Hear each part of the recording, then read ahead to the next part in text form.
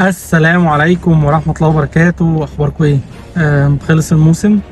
موسم كان طويل ورخم، بس الحمد لله يعني خلص بأحسن شكل ممكن.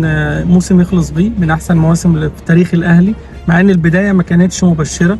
كانت البداية فيها قلق شوية، شك في المدرب، رحيل مدرب تاني، لخبطة، عدم استقطاب لاعبين مهمين، أو التعاقدات كان فيها مشاكل. بس الحمد لله قدرت إن أنت تخلص موسم بشكل كويس. في بطولة كاس، وأنا بصراحة مش فارقة معايا موضوع بطولة الكاس دي.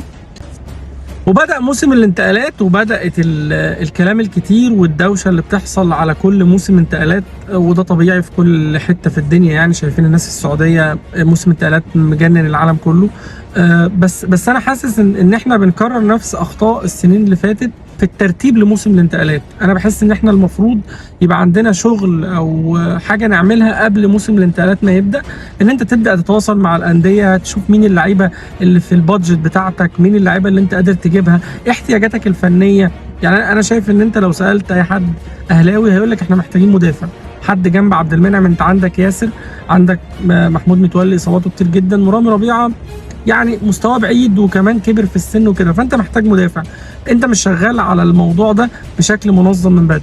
باك شمال علي معلول نفس الكلام، سنه بدأ يكبر وبدأ يتقدم في السن، فمحتاج باك شمال بشكل كبير. مهاجم طبعا.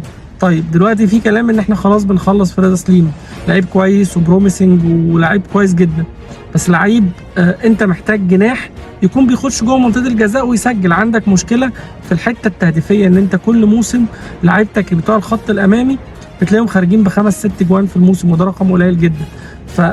فانت محتاج حد يسجل. لما تبص على ارقام رضا سليم هتلاقي ارقامه التهديفيه قليله بعيدا عن ضربات الجزاء. فانت محتاج تبقى داخل مركز، انت عايز تجيب ايه، انت هتجيب مين وبكام ومنين. وده طبعا محتاج شغل سكاوت، ومحتاج شغل لجنه فنيه على اعلى مستوى، محتاج حاجات كتير تتعمل. اتمنى ان هي تكون بتتعمل في الاهلي، بس انا شايف ان ده مش بيتعمل دلوقتي. اتمنى ان احنا نبعد عن المشاكل ونبعد عن الكلام اللي بره الكوره، ونركز في الحته دي، عشان خاطر الموسم الجاي هيبقى صعب، والموسم اللي بعده هيبقى اصعب بكتير. صفقه امام عاشور مهمه، بس مش هي نهايه الكون. انت عندك نواقص في الفرقه لازم تتكمل ان شاء الله.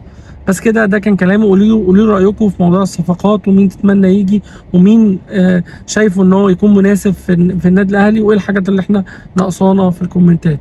شكرا ليكم، السلام عليكم.